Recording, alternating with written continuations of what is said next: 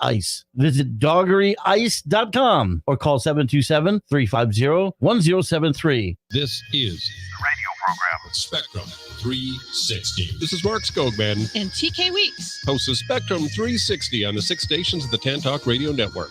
Spectrum 360 is a talk radio program that features politics, the arts, and popular culture from a progressive point of view. Spectrum 360 broadcasts for 1 hour weekly on Monday nights at 11 p.m. Eastern Time and anytime via webcast at spectrum360media.com. Remember, Spectrum 360, news, politics, and arts from a creative and progressive point of view. Hey, everybody, this is Pastor Marcia McAllister from Beacon of Hope Ministries. We want you to join us on Sunday afternoons at 3 o'clock on this radio station for our 2-hour show, talking to you about the Word of God, giving you great contemporary music, some lively chat, and just some food for thought. You'll be encouraged to know how very much God loves you and how He has a plan for your life. Join us this coming Sunday at 3 o'clock on Living the Good Life. Caregivers find the support they need on Connecting Caregivers Radio with Linda Burhans, the gal who cares for the caregiver. Heard every Friday from 1 to 2 p.m., Linda and her caring and knowledgeable guests will bring you education, information, and resources, as well as a shoulder for caregivers. That's Connecting Caregivers Radio with Linda Burhans, the gal who cares for the caregiver, where you can find help and hope every Friday from 1 to 2 p.m. right here on the Tantalk Radio Network. Ain't it good? Hey, you new to the area or just want to know about the best hidden gems and upcoming events? Stay tuned. Be Local Buzz with Devin takes you to these places, introduces you to the best businesses, and tells you about upcoming buzz. Preset your radio to Tantalk 1340 AM or 106.1 FM every Thursday from 4 to 5. That is the Be Local Buzz with Devin on Tantalk 1340 AM and 106 FM every Thursday from 4 to 5. Looking forward to speaking with you. Tampa Bay's Tan Talk, entertaining and informative radio for the Sunshine State, is coming to Hollywood. It's full of high-speed chase scenes and old-school showdowns.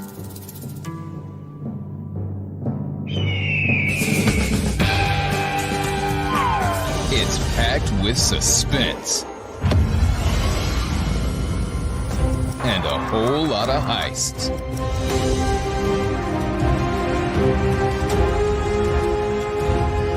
Mixed with gravity-defying space adventures.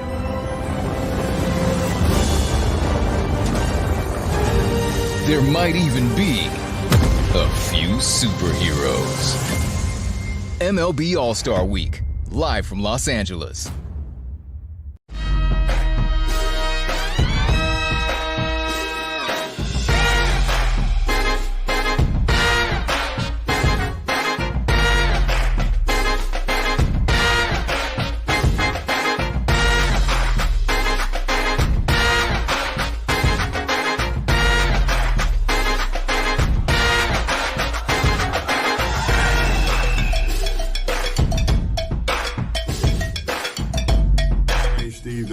Strawberry. I just want to give you a shout out for the great work that you're doing. Continue to do the great work and reach so many people. Love you guys.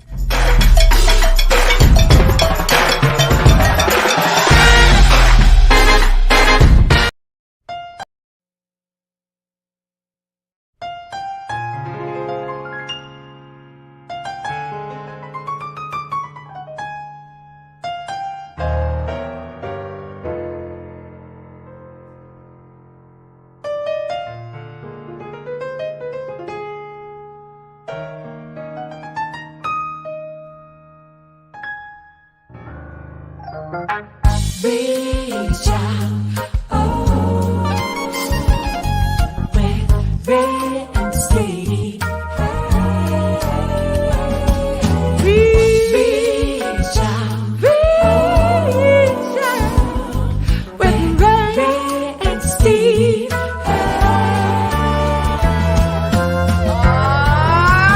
Take me out to the ball game. Take me out to the car.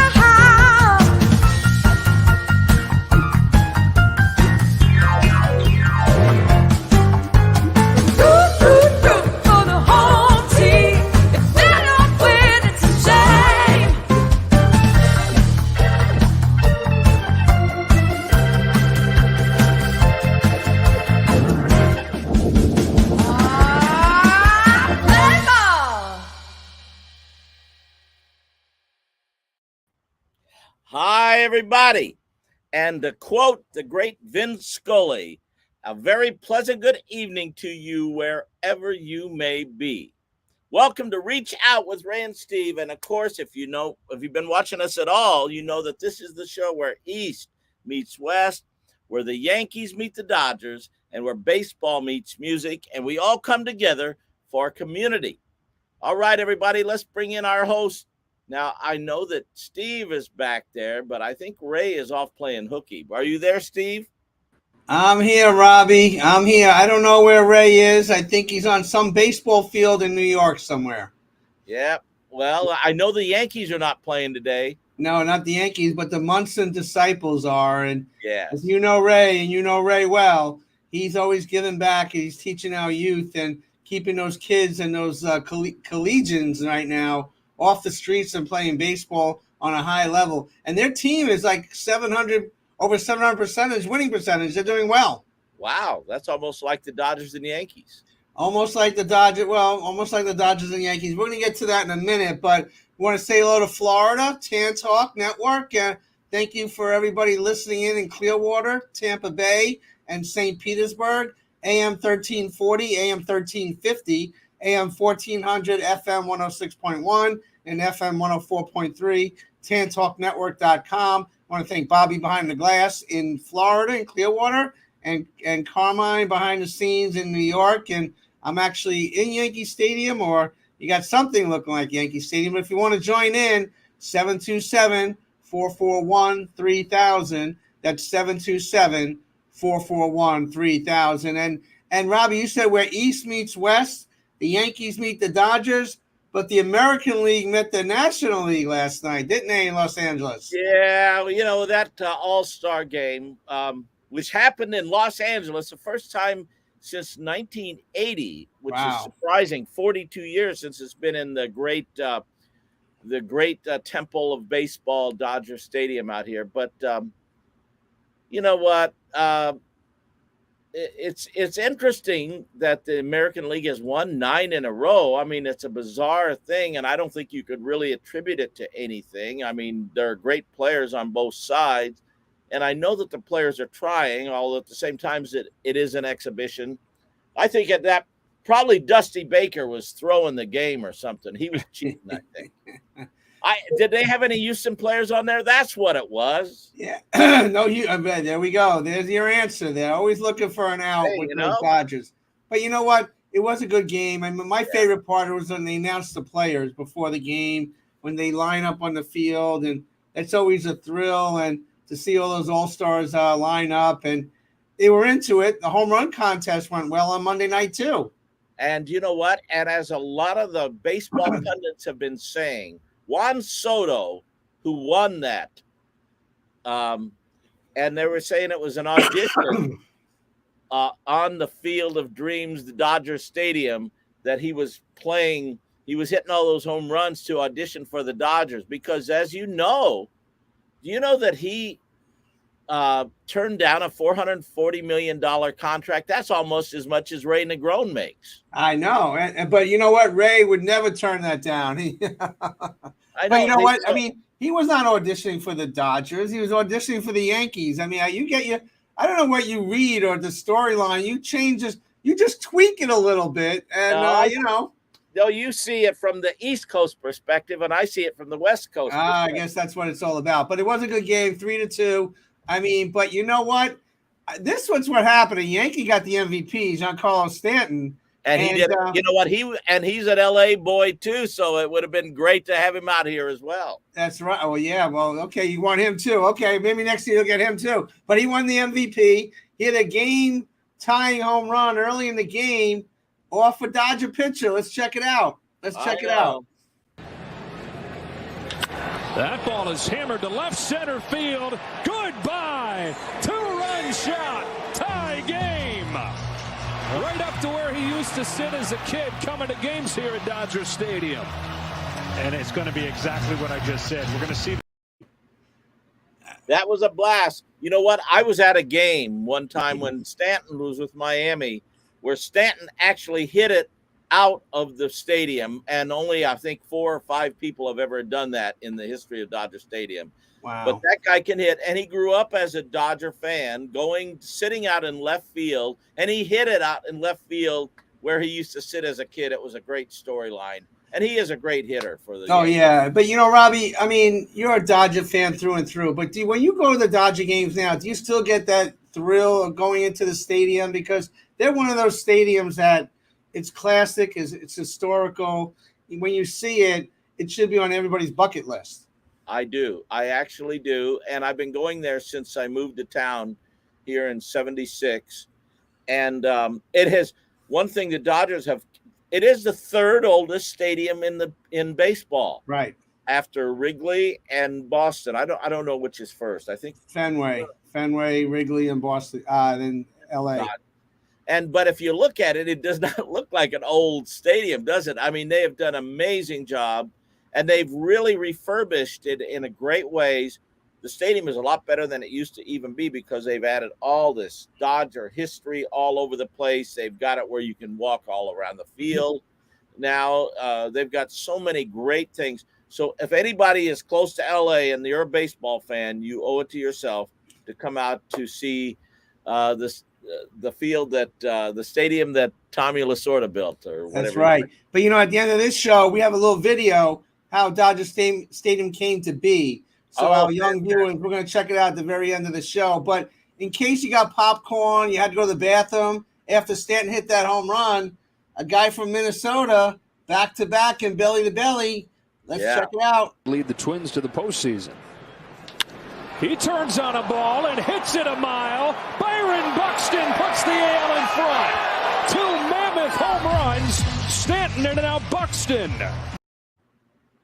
Yeah, I mean, and it was hard for me to take because they hit it off Tony Gonsolin, who was one of the Dodgers pitchers. Now, Tony Gonsolin just barely made the staff this year, and because of injuries, that's why he was on the staff. But now he's 11-0 with a really low ERA, 2.02, but he got lit up by those 2 guys. Now, I did enjoy Kershaw starting the game. You had to love that. Oh, yeah, that was class. He really, really rises to the moment. He's taking it all in. It seems like the last couple of years, he's really getting reflective, and it seems like to me on the outside are more personable. You can really get to know his personality now.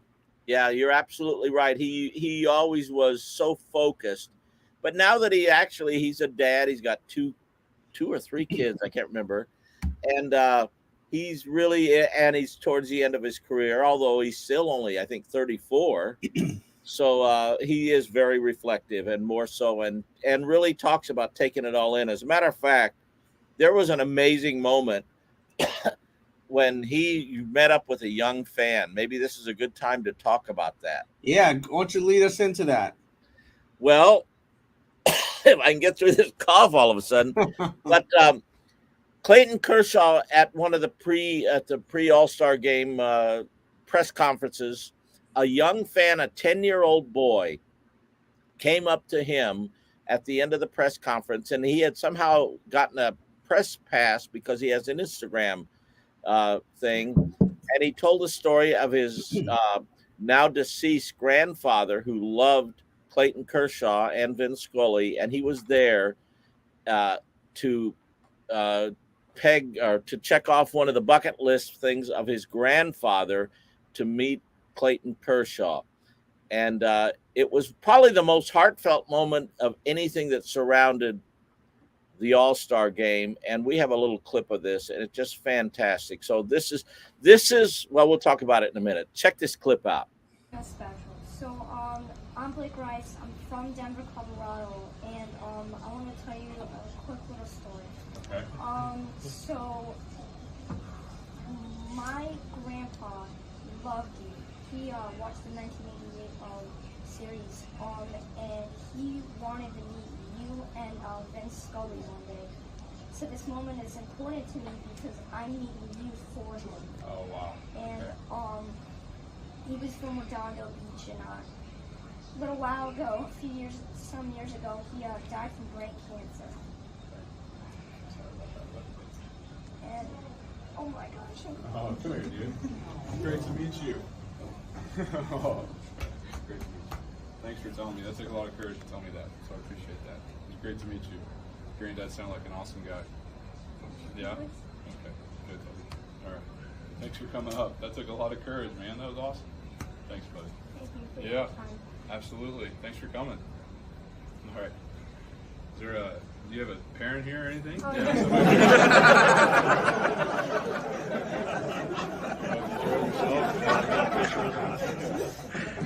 Can we take a pic real quick? Cameraman, security. 1, 2, 3. Great. Awesome, man. Great to meet you. Thanks, buddy. All right. I'm going to go watch. Go watch the game, okay? Yeah. All right. Wow. What jumps out at you when you watch that clip? I mean, first of all, I love the dialogue that's taking place between them two, and then when Clayton gets up behind the desk and greets him, it's like now it's real, and sometimes players don't do that; they're kind of standoffish. So I love that interaction. I love at the very end where before he leaves, the little boy hugs him, and that's a lifetime memory right there. I mean, beautiful, beautiful moment. That's, and that these guys and all baseball fans have their heroes. And sometimes these baseball players, who, by the way, are making so much money that it's just insane how much money they make. But that's really irrelevant to the point. The point is they are heroes to so many young people, especially. And it's important for them to step up and be heroes and be role models in everything they do, everything they say, how they act in all different kind of contexts. And Clayton Kershaw, he depicts that. And I'll tell you what, in the lineage of Stan Musial and some of the great historic players who knew how to embrace the fans, and there was another all-star who knows how to do that, who I thought was honored in so many great ways, and that is the great Albert Pujols, who was at the All-Star game.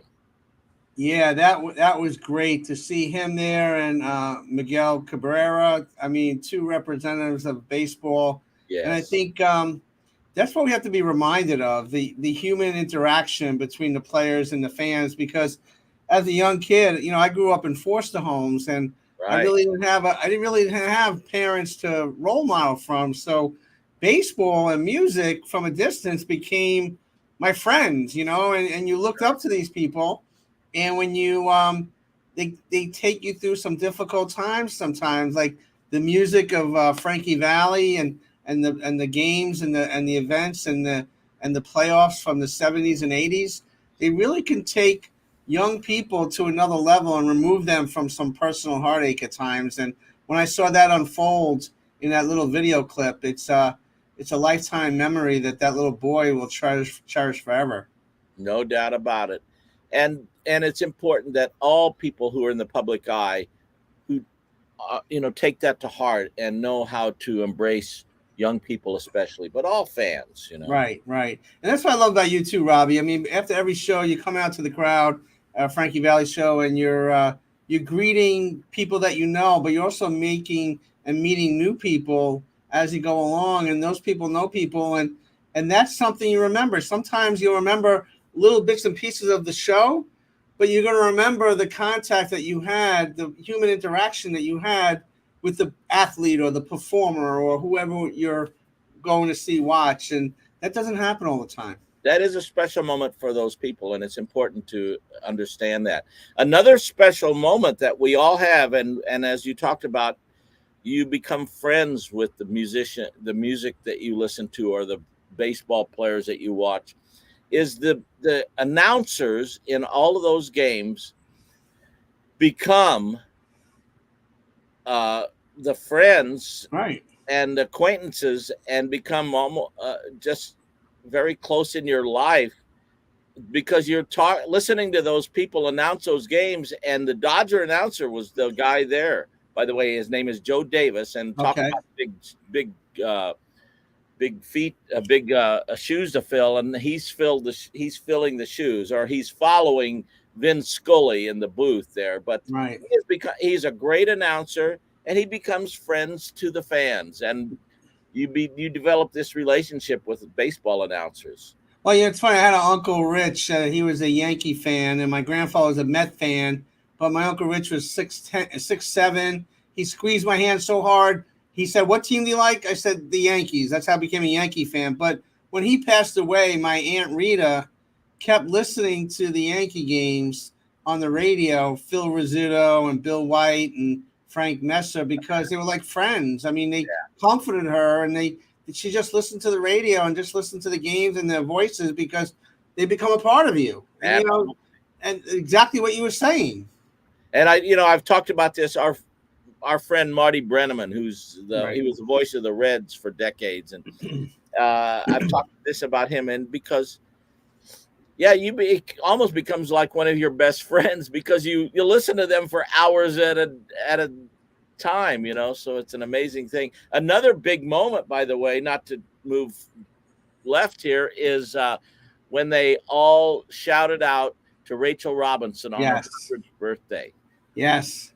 Yeah, Mookie Betts stepped to the plate there big time, and he did. He took a page out of Derek Jeter's book, and that moment is, people will remember that forever. I mean, that's a moment in time that he stepped up, he did it, and he rallied everybody for that, and because he's preserving history. I mean, that was an amazing thing. That's another thing that these guys, and that's another example of stepping up and connecting with people on a human level beyond just the baseball skills level. I don't know if anybody in baseball does it better than Albert Pujols. So right, you're right. And when he batted, you saw everybody stand up, and I know I was rooting for him. I know you're a big Pujols fan, and even it was great to see him in the Dodger uniform a little bit, and he went back to his home, St. Louis. But class act, and there he is. I mean, just a class act. And sometimes when you lose players like that to retirement or, nearing retirement, it's kind of a sad day because, you never replace somebody like Albert Pujols. Now, I wonder for the second half of the season, every time he goes back to a stadium, if they're going to do some kind of farewell tribute, because, I mean, this guy, he's only 15 home runs away from 700. Yeah.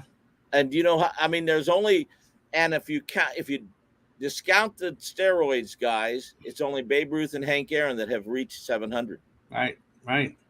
And that's where it should be, but yeah, I'd like to see. I mean, he might fall a little short, but maybe if he gets streaky, you never know. You never know where he's going to wind up. But you talk about the second half. Let's check out the standings in the first half because the Dodgers, Mets, and Yankees are all. Look at those numbers: 64 and 28 for the Yanks, 58 and 35 for the Mets, and 60 and 30 for the Dodgers. Not too bad. And Tampa Bay, since our show's in Florida, we got to show them 51 and 41 at the All-Star break. So everybody's above 500 in a big way, right? Yeah, and the Dodgers and the Yankees are the right now they're still the picks to win it on both divisions. But anything could happen in a playoff series. And let's talk about Dodgers. Who's going to get Soto? Because Juan Soto turned down $440 million, and he's going to be traded in the next couple of weeks, very likely. And there's only a handful of teams that could afford him. And one, of course, is the Dodgers. Another is the Yankees. Another maybe is the Giants. Another maybe is the Mets. I don't know who could afford him. Who's he going to go to? And he'll be a difference maker. Well, you know what? First of all, he has two control. He had 2 years under control. The Nationals have him under control, so they're not pressured to trade him. But they can get the most value now. Yes, they can get the most value because he's under control. He doesn't have to sign a big contract. He's still under contract under the league rules. But I don't know if the Yankees could sign him because they got to sign Aaron Judge. I've been here reading about if they take him, then because Aaron Judge may not want to re-sign with the Yankees. He's probably wanting to go to the Dodgers after he saw that stadium. Well, how many players did Dodgers want? You got this all figured out, don't you? I do. So it's either Soto or Judge. Either one, you don't care. Just one of them. You know what? But really, and I saw some comparisons, though, Soto is 23, and I think Judge is 30. Yeah. So when they were as from the Yankees' perspective, Soto might be a better pickup for them, and let Judge go at the end of the year. How about the trading deadline? You trade Judge for Soto straight up and call it a day. But then what would the? Yeah, that's it. Well, then the Nationals wouldn't do it because then they have to sign Judge. Yeah, they're gonna get, and the Dodgers have prospects to trade. The Yankees do too, right? Yeah, but the Mets have the money.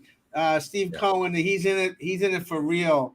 So you never know what's going to happen. Mets are a good team too. Yeah, Mets are a good team. The Dodgers. I mean, you're gonna be seeing the Mets and Buck Showalter in the playoffs. I mean, no doubt about it. I mean, it's going to be top-notch baseball, and you can't rule out San Diego. You know, you can never rule those guys out. Right. And Tatis hasn't even played, I don't think, yet, has he? And you got the Braves, and so the Dodgers don't have it easy. The Yankees don't have it easy, but maybe they'll come together. But you know what? We have our show Bat Boy coming up. That's fantastic. Yeah, New Jersey at Yogi Berra Museum. Our friend Sarah Nimitz, I got off the phone with her yesterday.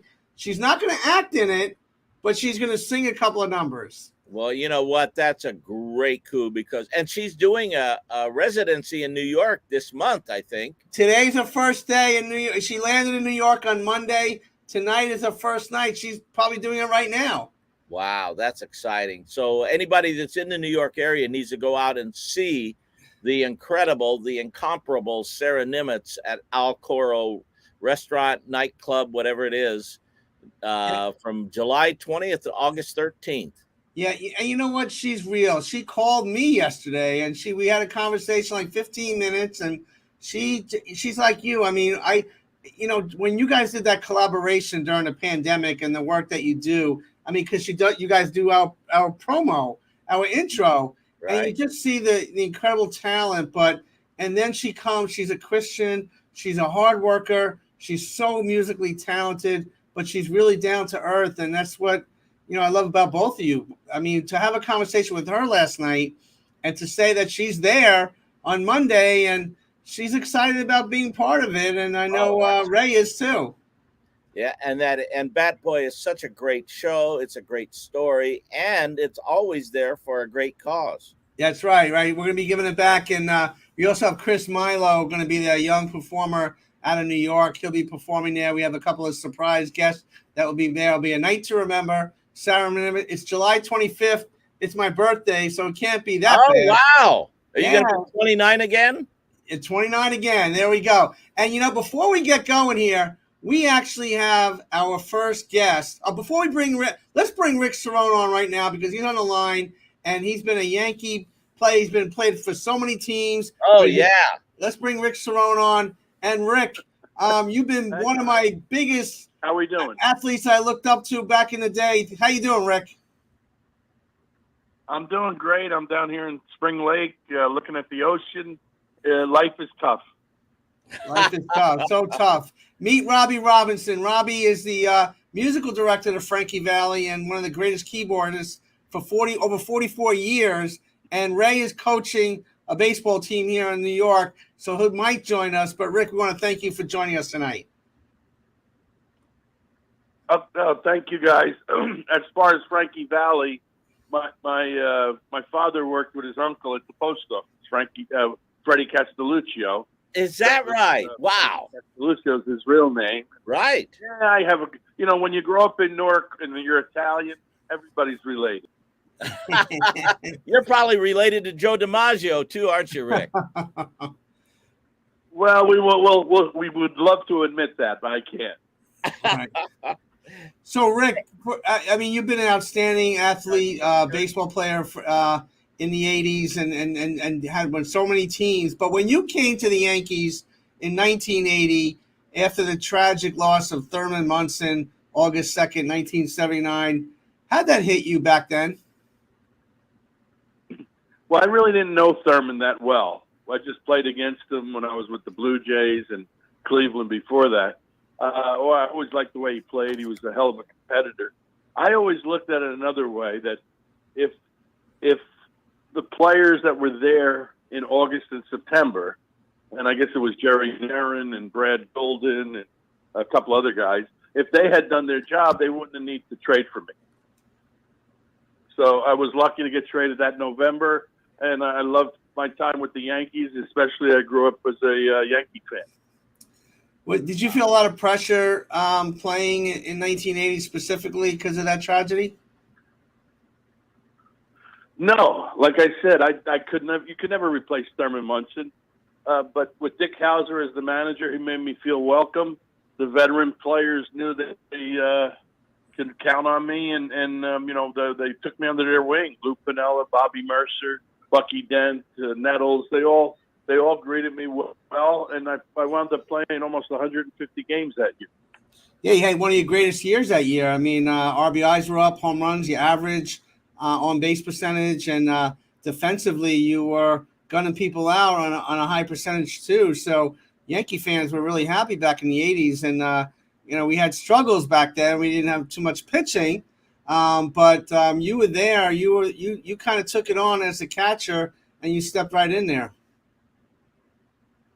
Well, you know what? We had great veterans on that team. We had proven winners. Ron Guidry led the pitching staff, Tommy John and Rudy May, and you had Gossage in the bullpen. We had a great team. That was the one year that I actually got to play a lot of games. 81, we had the strike, and I broke my thumb. 82, I wound up breaking my thumb again and needed surgery. And then I became a part-time, felt like a half-the-time player. And it's hard to really produce when you're only playing half the time, but I was able to survive almost 18 years in the big leagues. Wow. No doubt. You played for the Indians, the Blue Jays, the Yankees a couple of times, the Braves, the Brewers, the Red Sox, played for the Mets, and then you ended things with the Expos. How was it? I know you had a short stint with Montreal, but how was it up there playing for the Expos? Expos were funny. That stadium was horrible, though, the Olympic Stadium they had. I love the downtown area. I mean, in Montreal, it's so cold that when the weather turned nice, oh my God, the women were so beautiful up there. They, it really is a nice place, a very cosmopolitan city. And after I retired, I got involved in businesses and owned a couple of minor league baseball teams, real estate company, mortgage company, and I actually did something for my hometown in Newark. I built the Newark Bears and ran them for about 5 or 6 years, and then I sold them at the right time. Wow. Wow. Go ahead. Go ahead, Robbie. Go ahead. So I've got a question. If we're going to go back to your playing days, Tommy John is a friend of ours and has been on this show a number of times. And I've been promoting the idea that Tommy, along with many other people, that Tommy John should be in the Hall of Fame. Do you have a feeling about that since you were able to catch him? Yeah, Tommy John was a guy that stayed around for like 26 years. Yeah. And I think with Jim Cott getting into the Hall of Fame this year, I think it's going to help Tommy John get in. Yeah, and both guys are deserving. And it's amazing if you go to any baseball game or you listen to any baseball broadcast, his name is mentioned more often than any other player in history from Babe Ruth on. Yeah, because of the surgery. Exactly. But also now they got underwear named after him, and I thought it was Tommy John's company, but it's not. I know. You know what? I've talked to him about that, and he was upset about that, and he tried to get them to stop using that trademark, but it's not him, and it's not him, of course. I have another question for you, Rick, if I can, because I'm a big-time Dodger fan, and 1981 was one of the great years for the Dodgers, and you had to bat in the World Series, of course, against Fernando Valenzuela. What was your take on what was it like to hit against Fernando? Well, to be honest with you, the only thing good that came out of the COVID was that I got to watch all 6 games on YouTube. I always said we should have won in 4 straight. Right. And unfortunately, when I watched the games up close and really watched it and evaluated it, we didn't play good enough to win. We gave them too many outs. I also realized I hit 2 home runs against Fernando, not 1. Because as you're watching the replay, clearly the ball line drive the first time up, they said that hit the fence. Right. Actually hit a guy in the first row in the middle of his chest. Wow. And it would have been nice to have a 2 home run game, not like Reggie, but not 3, but 2 would have been nice. But you know what? We just didn't deserve it. They outplayed us, and we gave them too many outs. Wow. Okay, and you were right there in the thick of things when Bob Lemon took out Tommy John in that was it the 6th game? Game 6. Yeah, with the one we were losing 1-0, and it was a bad move. But I give Bob Lemon a mulligan. Bob had lost his son 3 weeks prior to the World Series in a terrible car accident, and he was never the same. Yeah, yeah. So, you think you're going to get back there to the World Series being with the Yankees. Unfortunately, it never happened for me. Yeah, that's right. But you were in the big show, which is the big game. So, I mean, being in the World Series, what a great legacy. Well, it was fun. I just wish it would have ended differently. And I did not realize that you were an Italian from Newark, New Jersey. Of course, you would know Frankie Valli then. Hey, if we're ever around, get a hold of me, and I'll have you come to the show. We're playing. I know Frankie's still down performing in Atlantic City. He's all over the place, and by the way, he looks great. Yeah, and we're playing New Jersey Pack on November the 11th, interestingly enough, in Newark. Oh, there we go. There we go. And there's a whole schedule of Frankie Valli's tour dates. We'll go over specifically, but you're going to be on the road a lot. And Rick, later on in the show, we're going to have Billy Martin Jr. What's your take on Billy Martin as a manager back in the day? Well, Billy was very tough on his catchers. Wow, I bet. Every time they got a base hit, it was the catcher's fault. Interesting. And me and him butted heads a bunch of times, and I'm a strong-willed Italian just like he was, and we disagreed on certain things. But you know what? He was a very good manager, knew the game really well, and we used to practice things that no other teams did, like stealing a run late in the game, first and third situations. I really enjoyed what I learned from him. And what I love about you too, it seems like you give back to the community. Back in the day, you were with others and put a song together, "A Long Run Home," for the Italian earthquake victims back then. And is helping others important to you, or teaching the game of baseball, or now in the years now, is it important to you to kind of reach back and help others? I've had 2 foundations for a long time. One was called Teach Our Children, based in Newark, and also the Newark Bears Foundation. You believe it or not, I have 3 charity events I'm playing in this week. Tomorrow's Joe Torre's event. Monday was David Cohn's event. We raise lots of money every day that goes by during the summer for children, for abused victims. I mean, it's amazing what retired players can do. Awesome. Right. Well, Rick, we want to thank you so very much for joining us for a little bit tonight. And when Ray, talk about Ray Negron for a minute, because you guys have been buddies for a long time. What's your feelings about Ray? Ray's involved in so many different things; it's hard to keep up with them. I remember I'm a good friend with Stevie Van Zandt, and I remember he was involved with Stevie for a little while, and I kind of grew up with his wife. And I remember that he's had the Henry and me. He's had so many different things. I give him a lot of credit. From a kid from the Bronx, turned out pretty darn good. That's right. Well, you're pretty darn good too, Rick. And yeah, you're a Newark guy, so Frankie Valli and Robbie Robinson, the boys, are going to be there, so you got to check them out. I will try. I'm down in Palm Beach. Then I go down to Palm Beach for 7 months, and life has been very good, and we were very fortunate. Thank you, guys. Bye-bye. Thank you, Rick. God bless. Rick Cerrone, Hall of Fame there, National College, went to Seton Hall. Great person, great athlete, and stepped in right after Thurman Munson perished, and tough shoes to fill. Came over from the Blue Jays, which they were expansion team back then. Right. And came in, and he's one of those players that were around for a long time, like he said. 18 years, he said, right? Yeah, can you imagine that? 18 years, and that's a really dedication to your craft and the baseball skills that he had. Unbelievable. And to be a catcher for 18 years. Yeah, Yeah, no doubt, no doubt. But let's get back to Bat Boy a little bit. Okay. Because Sarah Nimitz, she's going to do Unforgettable, but she's also going to do a song, You're No Good, which was sang by Linda Ronstadt. Let's check out Sarah Nimitz, which she's going to perform this song at Bat Boy on Monday night, July 25th. Let's check it out. Awesome.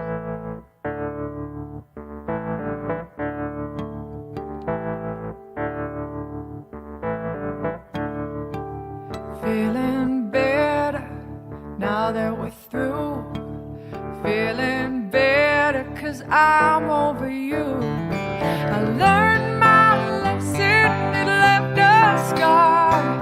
Now I see how you really are. You're no good, you're no good, you're no good. Baby, you're no good. Oh, you're no good, you're no good, you're no good. Baby, you're no good. I broke a heart, gentle and true. I broke a heart over someone like you. I begged this forgiveness on bended knee, and I wouldn't blame him if he said to me, you're no good, you're no good, you're no good. Baby, you're no good. I'm gonna say it again, you're no good, you're no good, you're no good. Baby, you're no good.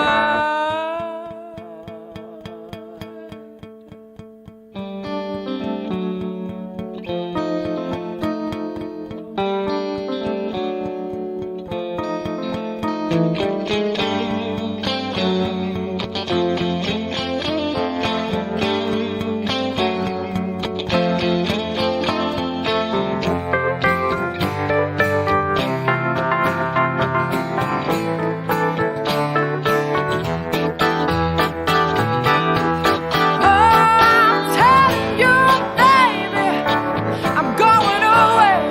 Forget about you, baby, 'cause I'm leaving to stay. You're no good, you're no good, you're no good. Baby, you're no good. Oh, you're no good, you're no good, you're no good. Baby, you're no good. I'm gonna say it again, you're no good, you're no good, you're no good. Baby, you're no good.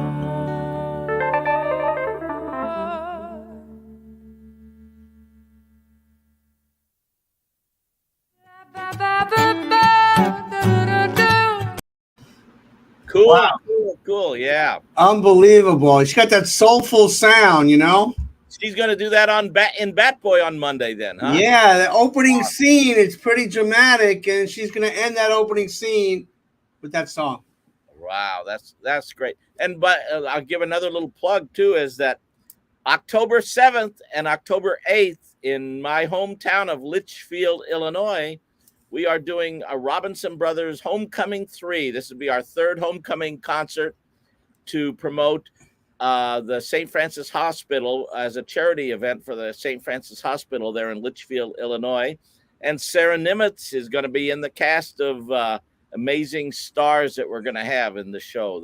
Wow. Awesome. I mean, yeah, as we get closer, I'll give you more details, but she's going to be there along with, I'm going to have an all-star band, but yeah, she's pretty special. Well, I may have my birthday dinner this weekend at El Coro. To see Sarah. Perfect. That's what I'm going to do. I made my mind up. Yep. That's absolutely cool. That's great. That is great. Well, we have another outstanding person who is actually going to be a guest co-host next week. Billy Martin Jr. is on the line. And before we get Billy Martin Jr. on the line, we have this little video that we're going to show between his father, Billy Martin Jr., his father, Billy Martin Jr. I don't know. Check it out. Pictures worth 1,000 words, but you can't see what those shades of gray keep covered. You should have seen it in color. Billy, are you there, sir? Pretty crazy, huh? Yes, Wow. sir. How we doing? How you doing, Bill? Hey, Billy. Hey guys, doing great, man. It's been a fun All-Star draft weekend. That's Well, right. first of all, that video that we just saw of melding from your father into you and back and forth and back and forth, that's amazing. You are a clone, aren't you? Well, it just makes me think how good looking my father was. That's good. Well, Billy, you've been a friend of Ray's for a long time. I mean, and anybody who's a friend of Ray's is a friend of ours. And you've been through the Yankees for decades and all that. To have you part of what we do is such a honor, and I know you do such great work to give back. And I love our conversations that we've had over the recent years. So thank you for all that. Thank you for our friendship. Oh, come on. Are you kidding me? Ray's my big brother. So if he's hanging out with you guys, I'm in. Hey, so tell us, what was your take on the All-Star weekend? What was some of your biggest takeaways? I thought it was a great game. I really did. You know, I'm watching the Futures game right now, and I think I get more excited about it than I even do the All-Star game, but because that's tomorrow's set of stars. That's right. But well, they had a couple guys in that game that are 21, 23 years old that are not too far from the Futures game that were playing in the Major League All-Star game. Yeah. How about a guy like Juan? So who's going to get Soto, Billy? $40 million. You're being a sports agent. What do you think? We know Mr. Steinbrenner would be taking care of that right now. So boy, wouldn't he? Yes. I'm going to put the Yankees #1 on the list. Mm-hmm. I know, right, but maybe #1 or #2. He's got to contend with Aaron Judge now, and but you know, our friend Robbie over there is like dreaming Dodger blue, and he wants an all-star team every day. Well, there are not many teams that can pay the kind of bucks that he's going to get, right? Well, who knows? I mean, how do you walk away from that deal? I mean, I know the numbers say he's going to get it anyways. Yeah. But our economy's at an all-time, like a 40-year low. Yeah, right. A lot of people stopped watching the sport during COVID and lockout, and you know, we spend so much money on entertainment in this country. When do people say, "Nah, I'm just gonna watch a game on TV. I'm not going out there because it's car payment to take my family of 5 to a game now." You know what? No doubt. It is. How can you afford to go to a game now? And how can a guy turn down $500 million? Right. At 23 years old. And I don't like what the Yankees did or the Nationals did, because they should keep that under wraps. They shouldn't like disclose the amount, all that. It kind of turns on the player. But it's exactly what Billy Martin just said, that it's a slap in the face to everybody that's struggling during this pandemic and during this time that we're all challenged financially. So there's the other end of that thing. But Billy, we want to thank you. We just wanted to share a few words, and you'll be on the show next week. So you'll be working with Carmine, Robbie, and Ray, and myself to get it all together. Well, I will absolutely look forward to that, and enjoy the rest of the show. Thank you so much. Hey, well, you and I have to talk, Billy. I've got some artists for you too, but we'll talk off the air. Andy, I dare you to tell me. All right. There we go. Billy Martin Jr., he'll be on the show next week, and with us boys here taking care of business. So a great guy called in, and a split image of his father. I mean, that video is crazy, right? That was crazy. I never, and I've seen the two of them, the pictures of the two of them, of course, but never putting, side by side like that was back and forth. That was kind of freaky, man. Yeah. Well, we only have a few minutes left for Florida, but tell us about your trip to UK or any follow-up from the tour that you can share with us before we say goodbye to Florida. And we're going to end the show with a little history about Dodger Stadium. But we'll just share a little bit, Robbie. Well, we're getting ready to go back on the road. You see, here we are, Frankie Valli and all of the gang here. We've been home for about 10 days from our UK trip, which was off the charts amazing. The fans in UK it was a big love fest, and we capped it off with 2 nights at Royal Albert Hall, one of the most prestigious venues in the whole world, and with the Royal Philharmonic Orchestra.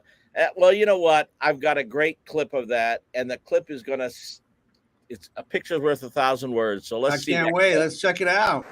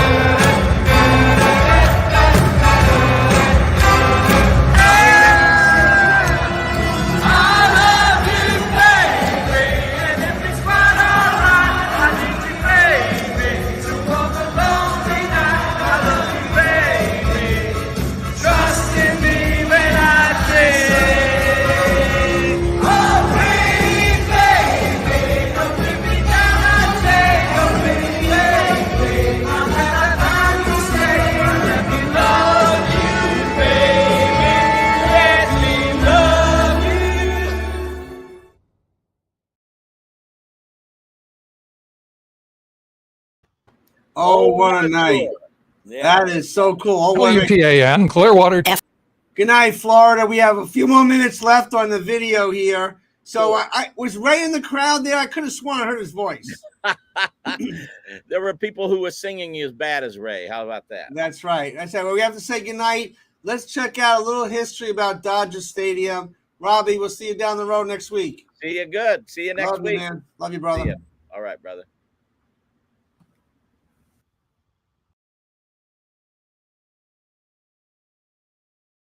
For many of us, it seems like we grew up with Dodger Stadium entertaining baseball fans, but take away the bleachers, take away the Dodger dogs, take away the championship banners, take all that away, and there were homes there. Long before it was ever time for Dodger baseball, there were homes, schools, churches, and families, and then there weren't. Who's on first? Who's on first? Let me tell you. Tom LaBonge loves a good laugh. LaBonge, the longtime former LA City Councilman and even longer time LA Dodgers fan. Nothing like the Los Angeles Dodgers, and we're so fortunate. You know, they came out here from Brooklyn, and at a time when professional sports was changing. You know, the Rams had come out here from Cleveland, and then the Dodgers came out here west, first major league team to come this far west. It was the spring of 1958. The mayor of Los Angeles at the time, Norris Polson. Now Los Angeles is major league in every sense of the word.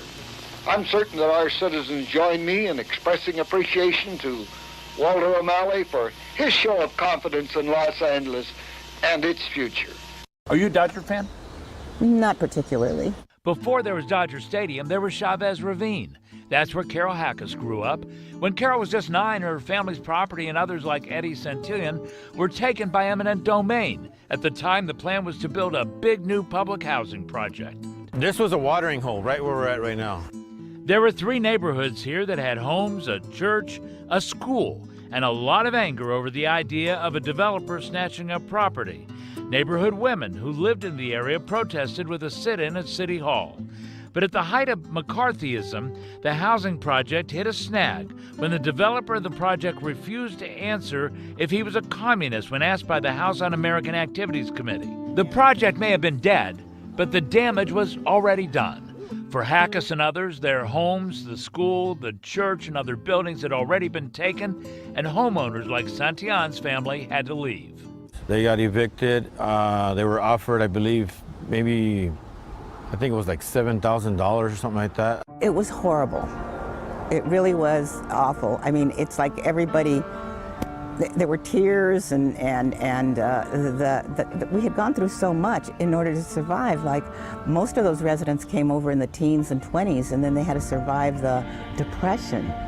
And these Mexicans couldn't stand in bread lines because at the same time there were laws that were, because of the Depression, there were mass deportations of Mexicans going on. Suddenly this area is open, and when the Dodgers were first approached in 1953 by Kenny Hahn and Roz Wyman, there's absolutely no interest on the part of the Dodgers. No interest in Chavez Ravine to build a stadium, though interest is building in a possible move to Los Angeles when Brooklyn didn't come forth with a new stadium for the Dodgers. But Dodger team historian Mark Langell says that would change when Dodger owner Walter O'Malley gave up on a new ballpark in Brooklyn and found out that the eminent domain land at Chavez Ravine, land which was originally supposed to be a public housing project, would be a good spot for a stadium. And in years to come, that would be proven true.